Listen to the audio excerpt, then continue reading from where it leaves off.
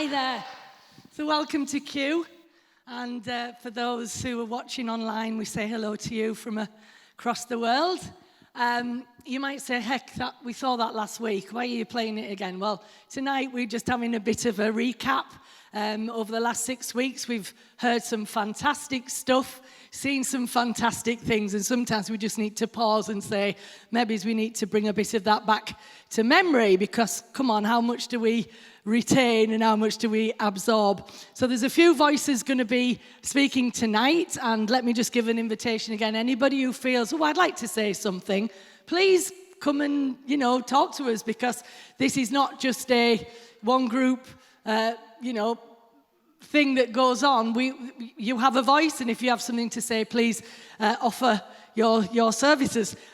So I picked this one because for me, I think it sort of speaks so much of where we are, and just going back a little bit, thanks to Anth for everything he brings, because it is fantastic. And let's be honest, it takes some doing when you're coming up with something of a very unconventional nature every week, and you're not just banging the same drum, but it takes some doing. So we're very, very grateful.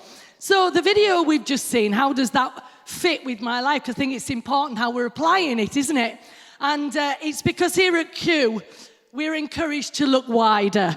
And we might feel that for a long time we held a little cup of truth in our hand. But when we realize we can place it in a particular location, and it becomes something completely different. And, the coloured juice in a cup might have meaning in itself. It might have purpose in itself. But it can be left just as that. But if we then introduce it into something bigger, we actually see the potential that it has within it and what it can reach. So my understanding was, for many years, my beliefs were pretty much akin to coloured water contained in a very small cup. But I can say now that, having pulled my cup with many other cups of different colours and density, that at one time I would have called wrong or even untruths, I have stood back and seen what can be born once we let down those tribal boundaries. We might not be the only ones with the only truth that only matters to the only people that God loves. We are open to a new sound that hits the chaos and creates something new. We are often told by many who look on our website, they say, we love your website, we like what we see, but it's not clear who you're affiliated to or what are your fundamental truths. And so when they realize that we make no apologies for that, and we consider that that's our unique selling point, they are like the rich young ruler. They turn away sorrowing, as they don't want to give up their little cup of coloured water in order that they might see the bigger picture. And I'm not saying that to make excuses for our size or anything. It's just the truth. It's what happens. And when you say no, we are open to a bigger picture, it's like, heck, that's too big. So keep your little cup of water then, that's fine. But we want to see bigger than that. So my thoughts take me back to the early church, who before Constantine gathered his bishops to develop creeds and a central confession of the Christian faith, they understood the Christ in a whole variety of ways. But suddenly those who strayed from this central held ethos were labelled heretics, and the slaughter began. And so it is to this day. Jesus had become a door into an institution rather than a door into freedom and life. And his message of recognizing that I am is the way, the truth, and the life got lost in a religion that didn't really represent him at all. So how do we restore this I amness to those who have forgotten who they are?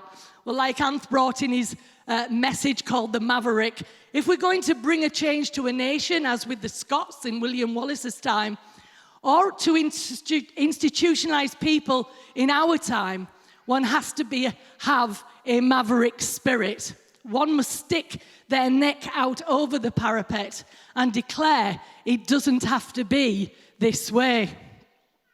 Here at Q, we are mavericks with a maverick gospel, following a maverick Jesus in a non-maverick world that all it wants us to do is conform. Well, it can dream on. That's what I say. So, we have been released from so much, and I'm sure that a lot of you feel that, and maybe you can't put it totally into words. But one of the clips that's going to follow now is from Kung Fu Panda, and it was featured in a wonderful message, which was also very inspiring, called The Next Right Thing. And please go online, remind yourself of all this. It's absolutely stunning stuff. And Beth is going to talk about this too, so it doesn't matter if we say the same thing, but I'm sure we won't, but she wants to talk about this too. But those words spoken to Panda while he's having his existential crisis was this: quit, don't quit, noodle, don't noodle. Those words are so powerful if you have ears to hear. Along with the idea that perhaps having a cheeseburger, a seemingly insignificant event in the grander scheme of things, might just be the most important thing you can do. In a world that's ruled by getting it right, the concept is truly exhilarating.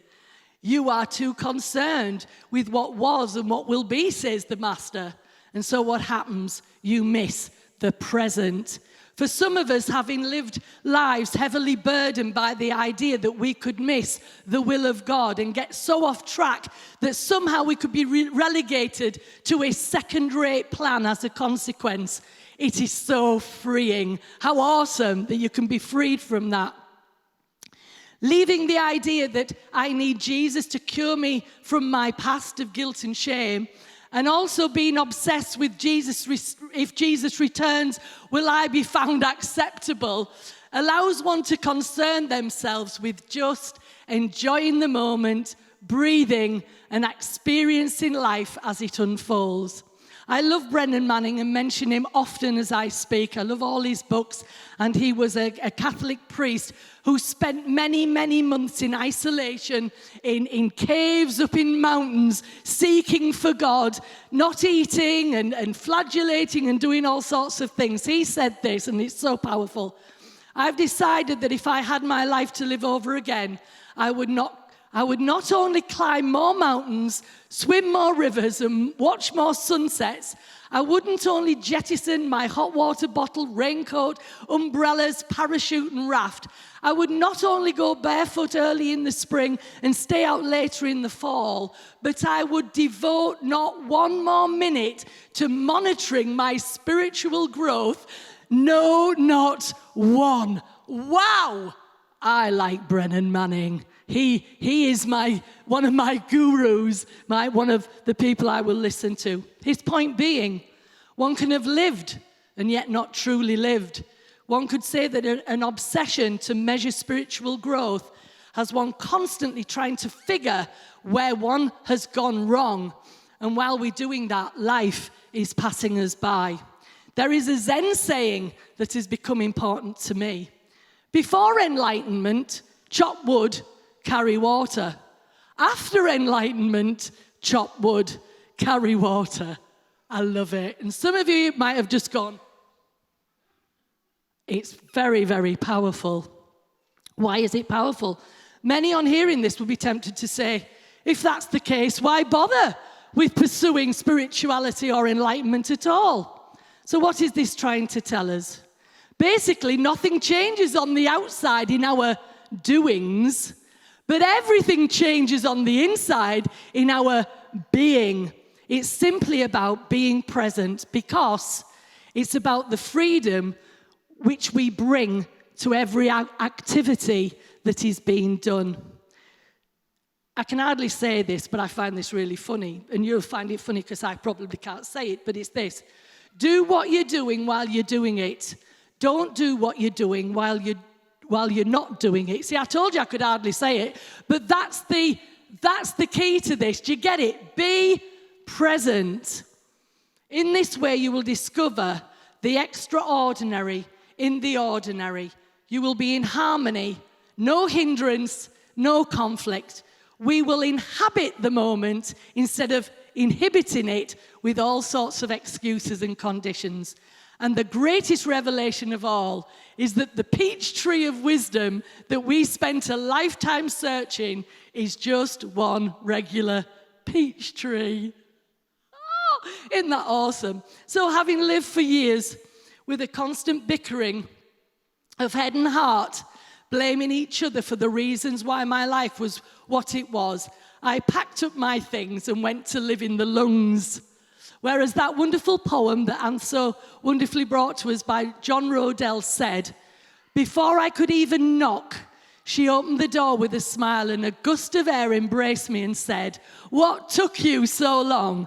How wonderful it is to live in the lungs where there is no yesterday or tomorrow, only now, only inhale, only exhale, only this moment, only breath. This present moment, since it knows neither past nor future, is itself timeless, and that which is timeless is eternal.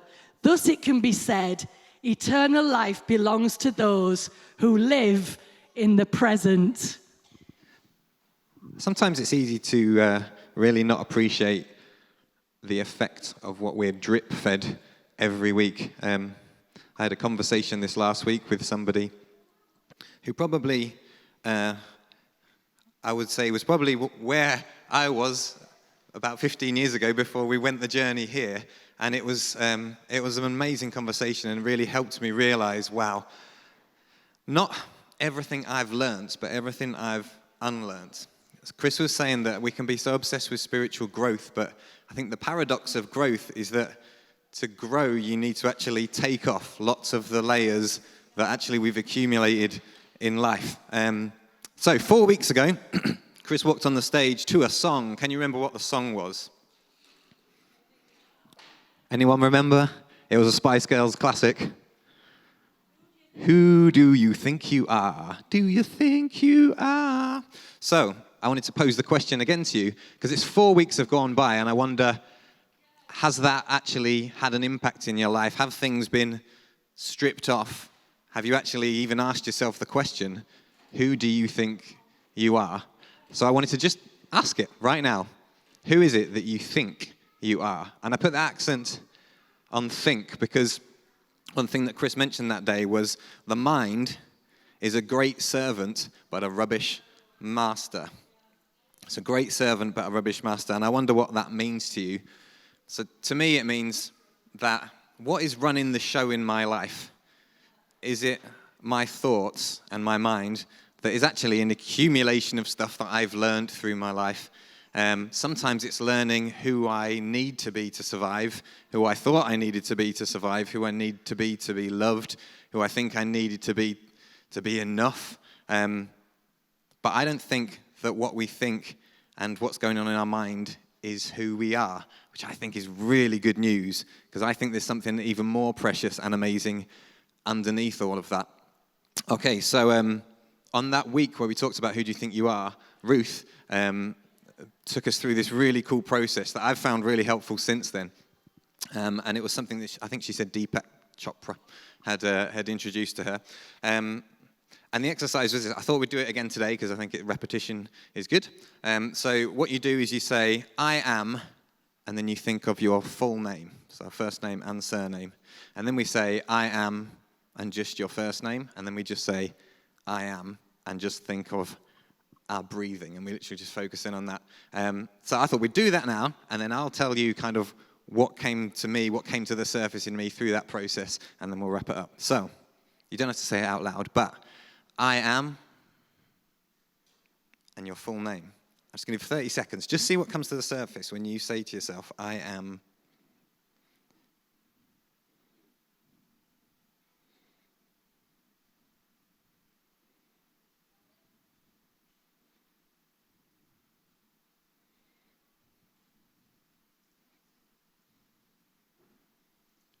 So for me, the I am Danny Sewell brought up a lot of things to do with my heritage, my history, my background, my upbringing, my family. My family has a Latin family motto, has a family crest, which is all about how our life isn't about us, it's about changing the world. It's like, man, you got to carry that around all day. And it's not like it's a bad thing. That's like a great thing to aspire to, but potentially, like Kung Fu Panda, man, I've got to be the dragon warrior. That's like, man, I've got to save the world every day. And this conversation I had this last week with someone, it was like, you can just see what the burden of thinking, even within the Christian circle, God has put me on this planet for a reason, and there's a destiny that I have, and unless I'm living up to that destiny, then I'm failing, and then maybe I'm not in the will of God, and maybe God doesn't love me, and maybe I'm going to hell when I die, and it's like, man, this thing can become such a burden because of who we think we are and who we think we need to be. So whatever that was for you, I wonder whether some of that might need to be questioned, stripped away. I don't think that's who we really are. I think who we are is actually greater than that and lovable as we are. But let's strip down to the next layer. So the next layer was just your first name. So I want you to say, I am your first name. See what comes to the surface. Here we go. I am.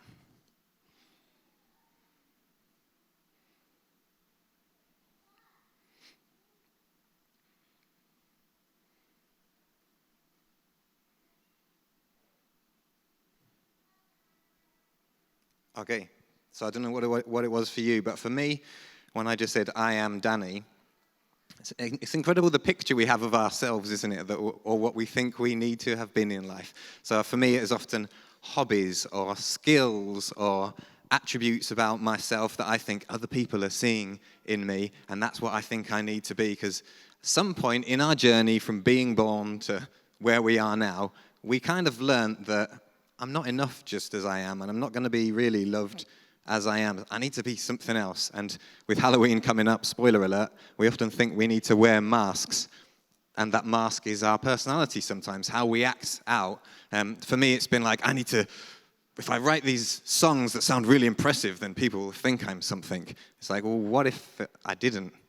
Who would I be then, you know? Am I enough without that? I play football. I love playing football. But I've learned in that environment that I'm really competitive. I love to win. What am I if I don't have that? Am I still enough just as me?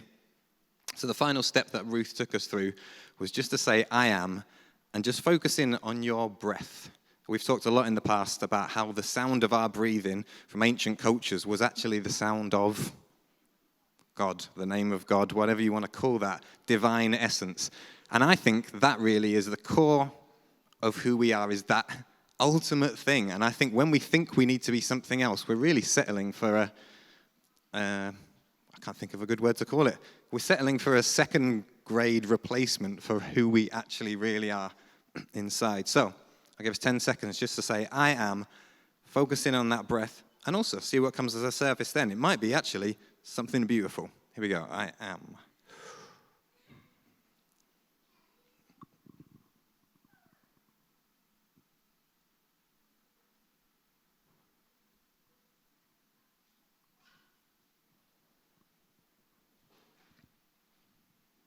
Okay. To finish, I want to invite the team back up. We're going to sing the song Unconditionally by Katy Perry, and I thought that this song was quite significant within this, because I think the whole reason of who we think we need to be is often because we love ourselves conditionally, and we have been loved conditionally, which is why we think we need to put all these conditions on who we are.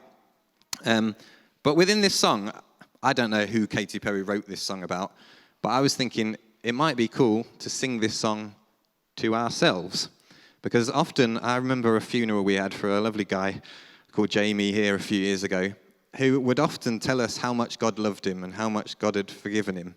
But I remember Anth getting up at his funeral and saying the problem with Jamie wasn't that he didn't know that God loved him, it's that he didn't love himself. It wasn't that he didn't know that God had forgiven him, he hadn't forgiven himself. And I think how we treat ourselves, what we say to ourselves, is incredibly powerful. So as we sing this song, consider singing it to yourself and what those lyrics might mean if you did that and if we loved ourselves unconditionally.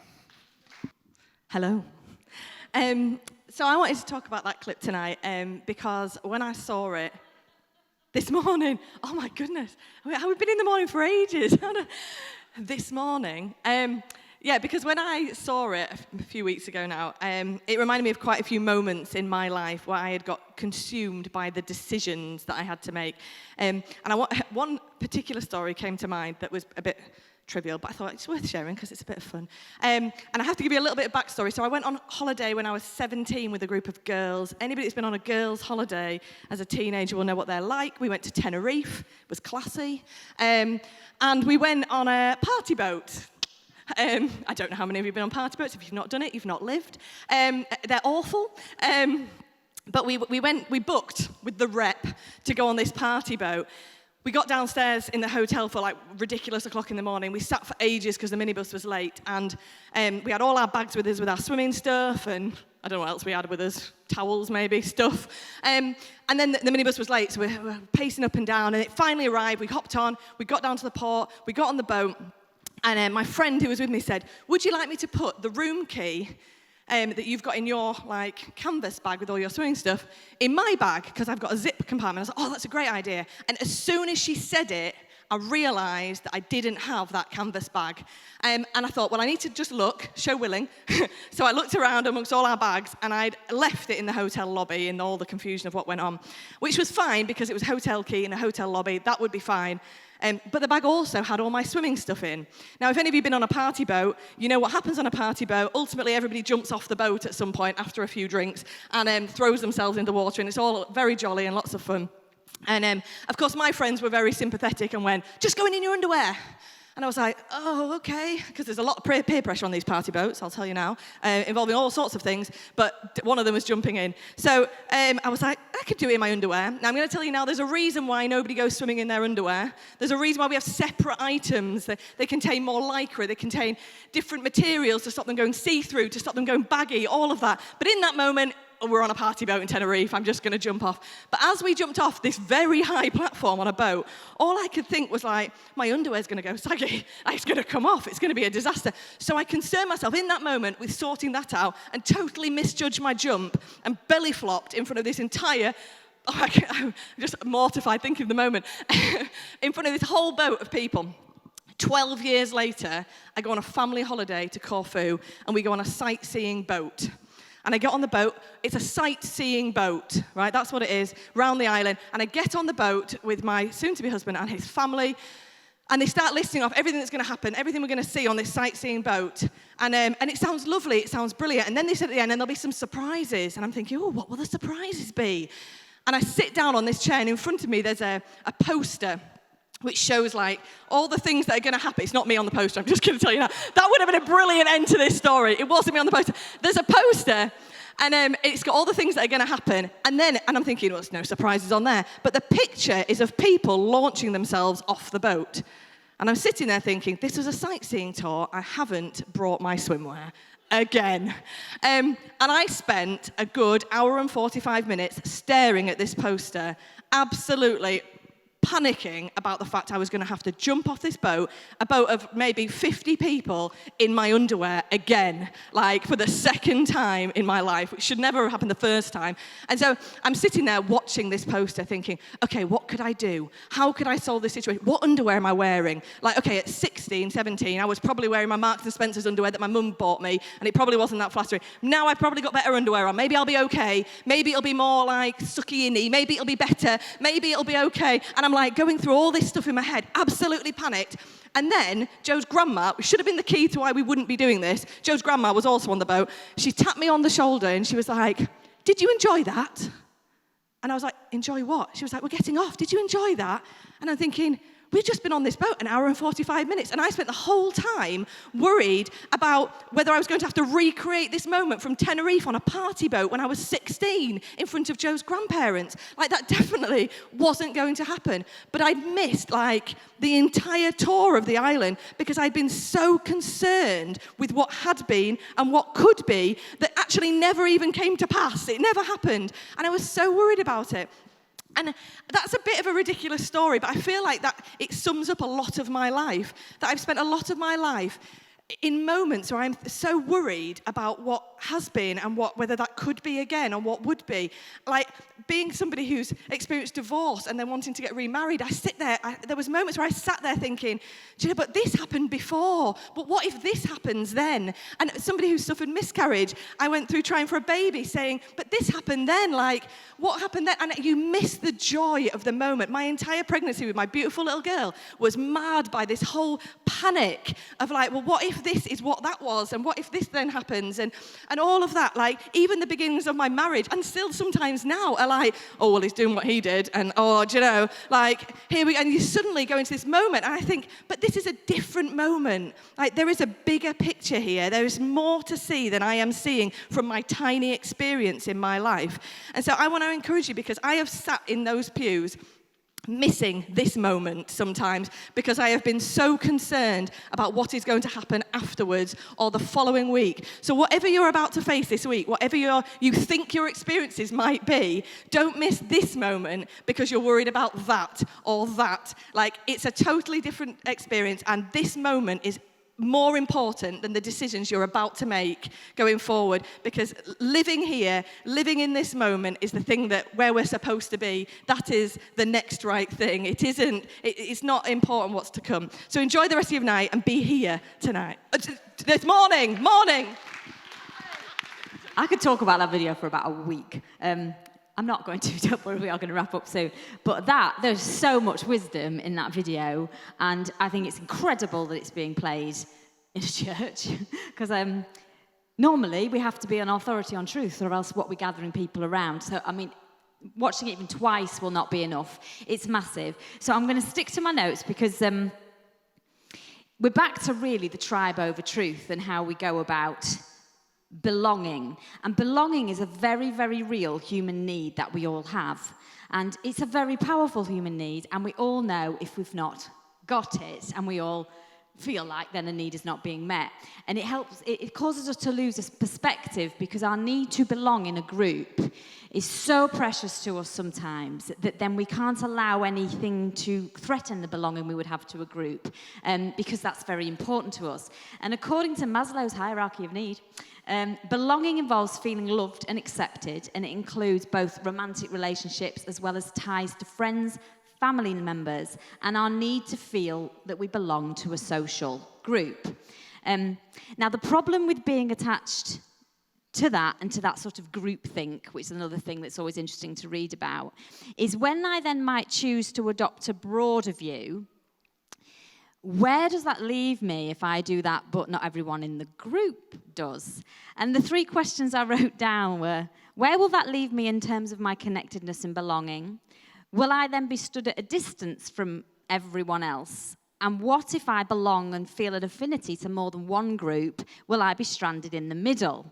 And so all this stuff starts to play out. And if my belonging in my own skin is dependent on whether I feel love and acceptance from those around me, I am not I am, but I am yours. Then I'm not I am, because I've said I'm yours. Be this romantically or sacrificing myself for a worthy cause. If I can't ask the questions without a threat in my own mind or from others, perhaps my belonging then is only based on my compliance, not on a true picture. Now, the clip I nearly chose was the William Wallace one, where, if you weren't here, please watch it. The one where Robert says, I'll stand with you, I'll fight with you, I'll be there to the end. Chooses not to, doesn't tell him, and then he has that moment on the battlefield where William looks at him like, I mean, that look. I have had someone look at me with that look, and if I look back and don't live in the present, it haunts me because, oh my, when you realize, oh, you expected me to do that and I did this. But it really made me think. I thought, what if Robert had the conversation and said, William, I know what I said, and I know I said I'd do that for you, but I'm really wrestling with it because my dad says this, and the people I've grown up with says this, and I see your cause. I believe in your cause. I want to go with your cause, but I'm not there yet. I'm not all in, and I need your help because I need you to go over with me again. who are you? What you're doing? Because I know I want to stand with you. But in not having the conversation, he positions himself in the worst possible way for both of them. And part of what happens with this stuff is we won't even have the conversation as soon as our belonging to a group feels threatened. We decide, William Wallace is over here, my family and everything I've ever known is over here. Pick one. Instead of standing at a distance and saying, okay, I'm in the middle here, but I need to make a choice and I need to have conversation. But it's easier to just go, oh, no, I'll just go this way and hope you don't get caught. And we all do that. Every single one of us has done that. I've done it. I know I've done it recently. You feel yourself just detaching, but if you don't then reattach to have the conversation, that's when it becomes a permanent thing that is actually very difficult to ever get back. Now, the reason why I know I belong to this group is because I feel no need to agree blindly without my own process of thought. I really don't. I really don't. I am not being asked not to think, quite the opposite. And we've said repeatedly, we're being taught how to think, not what to think. And that is precious. And to have leaders like that is precious. I will go up to either of these and have done and said, I don't get what you just said. I don't understand and I'm not sure I agree. That's amazing. That is amazing. And what we have is very precious. Now, where does it leave the group, though? If we're all free to think independently, where does it leave us if we are trying to be a group working together on something? Because you've got to see both sides of the coin. Yay, I'm free. I can think and do what I want. But what if there is something to gather around? What if there is a cause? How do the two... It almost sounds paradoxical. Now, I've got a crease on my page and I can't read it. Now, the conclusion I came to is this. If everyone commits to keep stepping away and not becoming too attached to their own view, we would all be zoomed out a bit. We would all be willing to have answers that can't be questioned, not answers that... Hang on. We would all be willing to have answers that can be questioned, not answers that can't be without us taking our ball home. There is belonging in the commitment to allow others their same thought process and to allow others to be in a conversation with us. And the conversation, to me, is the belonging. We're all in it and we're all committed to having a conversation about it and not walking away when that conversation goes in a direction that I don't see the world like that. That's the problem. I've never spent so much time on my own as I have in the past 18 months, not by choice, with lockdowns and working from home, and I've hated most of that. But I have had to find out more of what I think than I ever have in my entire life, because my groups covered a lot of my belonging. And you can hide in groups. You can hide in groups your whole life without having to really think, who am I? What do I stand for? Where am I going to stand? What do I think about this? And then when you've found that position, commit to never staying there and always being willing to change your mind if you have to. And I'm just going to end with one story that I happened to hear yesterday. It's the brief tale about the first century chief rabbi, Akiba ben Joseph. How lovely. As the story goes, he was returning home on foot late one evening after speaking in a village gathering. Somehow he'd become disorientated or perhaps distracted and missed the turn to his own village. After some time late into the night and hopelessly lost, he finally arrived at a closed gate to an unfamiliar city. The guard above the entrance shouted down, "Who are you? Why are you here?" Akiva was clearly confused and didn't reply. So the guard yelled again, emphatically this time, "Who are you and why are you here?" Suddenly Akiva smiled and inquired, "How much do they pay you?" "Excuse me?" asked the guard. Akiva repeated the question. The guard replied, 10 denarii, to which Rabbi Akiva smiled and said, "I will pay you 3 times that if you will return with me and awaken me each morning with those same 2 questions." I thought that was brilliant. And my closing thought is this, that you belong to a group here who want to ask those questions. You belong. Who are you and why are you here? And in asking those questions and being willing to be in a conversation, every conversation that needs to be had, it really does make for a wonderful life, because we're always curious as to what else is out there. And that is genuinely wonderful and eye-opening and expansive. And we're right back to the picture Chris did at the beginning. That goes from being your one cup to being part of a many cup picture. And so this last song is all about the fact that this is a wonderful experience. And so let's just keep holding any answers we've come to in very, very lightly. Because if any of us in here think we know it all, that would be incredibly, incredibly foolish.